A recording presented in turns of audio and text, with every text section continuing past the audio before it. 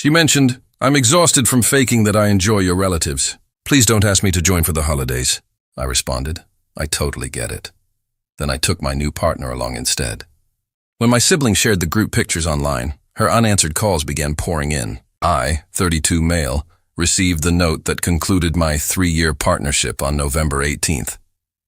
Not face-to-face, not even a voice call. A recorded message while I was on the job. "Daniel, I have to be truthful with you. I'm sick of acting like I appreciate your relatives. Your mother's subtly hostile, your father repeats the same dull anecdotes, and your sibling behaves as if she's superior to everybody. I don't wish to spend the holidays with them this year. In fact, I don't want to participate in any celebrations with them ever again. If you still want to date, okay, but leave me out of family gatherings." That was Melissa, 29, my partner, whom I'd been intending to ask to marry on New Year's Eve. The band was already hidden in my underwear drawer. I played that recording 3 times in my vehicle during my break. Each playback affected me differently. First instance, disbelief. Second instance, fury. Third instance, insight. You see, my relatives had done nothing except embrace her. Mom always prepared her preferred sweet treat. Dad involved her in our imaginary sports league. She placed second the previous season. My sibling Jenna regarded her as the sister she never had. They shopped together, got manicures, everything. But evidently that fell short for Melissa. I messaged back, "I completely comprehend. No issue." She answered right away, seriously. "You're not upset?" "Me, no, it's your decision." Her, "All right, great. Meet you later? Asian cuisine?" "Absolutely." That evening she behaved as if nothing occurred. Talked about her office gossip, displayed short videos, typical partner behavior. Never brought up the relative's demand. I went along, but inwardly I was finished. The following day I took some actions. Took back the marriage band. Recovered most of the cost since it was inside the refund period. 2. Contacted my friend Trevor, who operates a matchmaking profile optimization service. Yes, that's a real business. Informed him I required an immediate profile update. 3. Began searching for new living spaces. We weren't cohabiting, but I sought a clean slate. The separation discussion took place 2 weeks afterward, immediately following the autumn feast, which she avoided naturally. Informed her it wasn't functioning. "Hold on, what? Does this relate to the relatives matter?" "I assumed you accepted it." "I do accept it. You dislike my relatives." "That's a core mismatch, but we can resolve it. Partners don't need to agree on all aspects." "My relatives matter to me. You essentially labeled them intolerable." "We're over." She wept. Claimed I was exaggerating, that I was prioritizing them above her. I pointed out that she was the one who delivered the demand. Then I departed. Here's where it becomes intriguing. 3 weeks post-separation, I connected with Amy, 28F, on a dating platform. Animal doctor, enjoys outdoor walks, owns a golden dog named Pancakes. We clicked right away. A casual meetup evolved into a meal. Meal evolved into a full-day trail adventure. By early winter month, we were meeting frequently. Mid-winter month, Amy noted she had no plans for the end-of-year celebration since her relatives reside abroad. "Care to join mine?" I inquired. "Just a heads up, it's quite lively. My mother overdoes every detail." Her expression brightened. "For real? You certain it's not premature?" "No, they'll adore you. Besides, Mom requires a fresh person to display her holiday baked goods to." The day before the celebration arrived. Amy arrived at my place with self-made chocolate treats for my relatives and a container of spirits. She was anxious yet thrilled. In the meantime, I hadn't received any word from Melissa in 3 weeks. Total quiet. My relatives were holding the event at their home, roughly an hour distant. When we entered, Mom instantly embraced Amy. Dad greeted her warmly and began inquiring about her animal care work. Jenna exclaimed upon spotting Pancakes. Yes, Amy included the pet. Mom demanded it. The entire day was flawless. Amy assisted Mom with cooking, paid attention to Dad's tales, and genuinely chuckled. Joined card games with Jenna and her spouse. She blended in as if she'd been part of it forever. Around evening time, we're all gathered by the hearth. Amy's snuggled beside me. Pancakes is exhausted near the decorated tree, and Jenna's capturing images for social media. Entire group, including Amy, dressed in the silly coordinated holiday tops Mom requires annually. The day after the celebration, early morning. My device starts vibrating, and vibrating, and vibrating. 3 unanswered calls from Melissa. 15 messages varying from "let's discuss" to "how dare you to contact me immediately." I disregarded them. But then Jenna messaged me, Melissa's losing it in my private messages regarding the holiday images. What to do? It appears Jenna uploaded the group images to a photo-sharing site that morning. Melissa viewed them. Viewed Amy. Viewed Amy in the holiday top that once belonged to her. Went ballistic. Update 1. So after disregarding Melissa's flood all morning, she changed strategies. Began phoning my mother. Mom phoned me around midday. "Dear, Melissa's rung the home line 4 times. She's sobbing, claiming you swapped her out, that the relatives were meant to be hers. Your father had to disconnect the old phone. Just restrict her, Mom. Already have." "But darling, what occurred?" "She appears unstable." Provided Mom the brief account. Her reply? "So she turned down our relatives, you separated from her, and now she's furious you advanced." The nerve of that woman. Then the messages to Amy commenced. Yes, Melissa conducted an extensive search on my profile, located Amy's account. She left a note on one of my images, and began contacting her. Amy captured them in images for me. "You're dating Daniel? That's amusing. Savor his overly attached relatives. His mother will overwhelm you, and his father will tire you endlessly. He only included you to provoke me. You're a temporary fix. We were a couple for 3 years. You're short-term." Amy, total champion, responded once. "Appreciate the warning. His relatives are fantastic. Happy holidays." Then restricted her. But Melissa persisted, began contacting shared acquaintances, fabricating a tale about how I mentally deceived and included my affair partner at the celebration to wound her. Most of them knew the true events, but a couple accepted her account. The following day after the celebration, she appeared at my residence. I spotted her via the entry camera, walking back and forth outside, using her device. She lingered for 20 minutes, then departed. Later discovered from my nearby resident, she was speaking to someone saying he'll return home sooner or later. The next day, received a call from an unfamiliar number. It was Melissa's mother, Diane. "Daniel, what have you done to my child?" "She's devastated." "Diane, she informed me she desired no involvement with my relatives. I honored her request and terminated things." "But you included some woman at the holiday." "You shoved it in her face." "I included my current partner to introduce to my relatives." Melissa stated clearly she wanted no role in family occasions. She obtained her wish. She didn't intend permanently. She simply required limits. Limits. She described my mother as subtly mean, my father as tedious, and my sibling as arrogant. "Those aren't limits, that's disdain," Diane sighed loudly. "She's considering contacting your employer, claims you mentally mistreated her. Best wishes with that." I possess her recorded message preserved where she criticizes my whole relatives. I'm certain the personnel department would deem that noteworthy. Quiet. "Then you kept it?" "Naturally I did." She ended the call. Update 2. End of year evening. The evening I initially intended to ask Melissa to wed. Instead, I'm at a home gathering with Amy, genuinely enjoying, rather than treading carefully like I did with Melissa. Around late evening, Amy steps away to fetch beverages. My device alerts. Electronic mail from Melissa.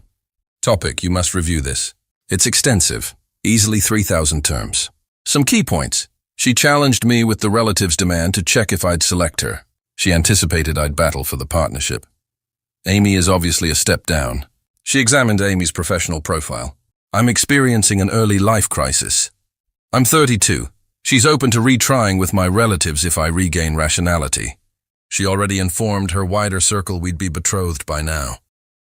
The highlight, she concludes with, "I'll allow you until the 3rd of the new month to reply before I proceed." I sent it to Jenna with, "Hilarious, check this." Jenna answered, "The fantasy." Also, she left a remark on my celebration post labeling me a treacherous sorceress, so I flagged her for bothering.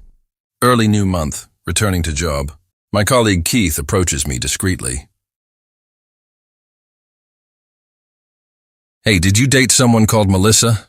"Regrettably, why?" "She linked with me professionally. Sent me an odd note about you being a self-centered person who overwhelms partners with affection. Figured you ought to know. She contacted my work associates professionally.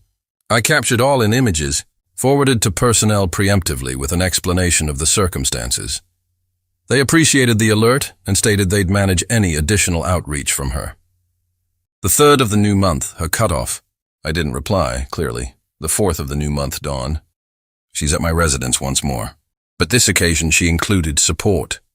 Her sibling Nicole and her closest companion Brittany. They're alternating buzzing the entry and pounding. I contacted property protection. Hello? I've got 3 ladies bothering me at my entrance. Their former partner and her allies. Can you assist? Protection arrives, requests they depart. Melissa begins weeping, stating I owe her resolution. Protection is indifferent, informs them they're intruding. They eventually go, but not prior to Melissa yelling, "You'll be sorry for this," at my entrance. Property supervisor emailed me afterward. Regarding your case, we've placed those 3 ladies on the no entry roster. If they reappear, we'll alert authorities. That night, my pal Trevor, the profile expert, messaged me. Man, some unstable woman is posting wild critiques on my company's site, claiming I'm a relationship destroyer who aids deceivers. That your former? She targeted my friend's enterprise because he assisted me with matchmaking platforms, after I was unattached. Update 3, middle of the 1st month. The intensification persisted, but became stranger. Melissa set up a social media profile at Daniel Facts Revealed. Shared, captured old conversations, selectively altered, naturally, images of us from our dating period, and lengthy descriptions about self-centered mistreatment. Had perhaps 12 viewers, mainly her allies. The entries were erratic. How he separated me from companions I never did. Warning signs I overlooked. Included items like, overly connected with his relatives. Why family closeness is harmful with my holiday group image. Amy noticed it initially. Her response? Chuckled so intensely she nearly choked on her beverage. Love, she shared an image of you embracing your mother as proof of unnatural attachment. This is pure amusement. We passed a night reviewing the entries together, viewing it as fun. Amy even created game cards. Self-centered box, manipulation box. Attachment issues box. We'd sip each time she misused counseling terms wrongly. But then she overstepped. She shared an image of Amy from her animal care facility's site with the description, "The temporary who aids in ending animal lives fits for someone with an emotional destroyer." Amy's facility began receiving poor ratings, alleging she was cruel and mistreats creatures. Entirely untrue, obviously, but harmful to her operation. That's when Amy filed complaints for bothering and slander. Her facility's legal advisor dispatched Melissa a stop order. The ratings were removed, but the harm lingered. Then the truly odd events began. Jenna phoned me. All right, this is unsettling. Melissa just enrolled at my fitness center. She was on the machine beside me attempting to chat about you. My father messaged, "Your former partner just attempted to add me on social network." What to do? Restrict her, clearly. My mother, Melissa's parent, phoned me during work to say sorry, but used 20 minutes claiming you're erring. I had to disconnect on her. She was trying to insert herself into my relatives' existences. Like if she couldn't join directly, she'd push in indirectly. Late 1st month, I'm at the market. Enter the breakfast grain section and there's Melissa. This isn't my regular shop. It's near Amy's area, half an hour from Melissa's home. Oh wow, what a coincidence, she states, falsely astonished. You're following me now? I purchase here occasionally. Don't overestimate. This is bothering Melissa. It must cease. She approaches nearer. You embarrassed me. You included some unknown woman at the holiday, barely a month after we ended. We ended because you dismissed my relatives. You selected. I wanted you to strive for me, to pick me. I did pick. I picked not to stay with someone who clearly scorns those I cherish. They're merely your relatives. I was set to be your spouse. Grateful that avoided happening. She genuinely inhaled sharply like complete drama. Then her expression turned icy. You'll be sorry. When she sees what a dependent son you are. When your cherished relatives reveal their real nature. You'll return begging. I'll risk it. Store cameras assisted me in obtaining a protection order the following week. Final update. It's been half a year since the holiday. Here's the outcome for all. The protection order halted most of Melissa's immediate bothering. She breached it once in the 2nd month, appeared at my mother's reading group, was detained, passed a night in custody. That finally penetrated. Her social media attack profile was removed after numerous complaints. She created another, but it survived only a week before removal too. The professional messages to my associates failed dramatically. Turns out one new Melissa's supervisor, information returned that she was using work time bothering her ex's work links. She was placed on improvement monitoring. Last heard, she'd resigned before dismissal.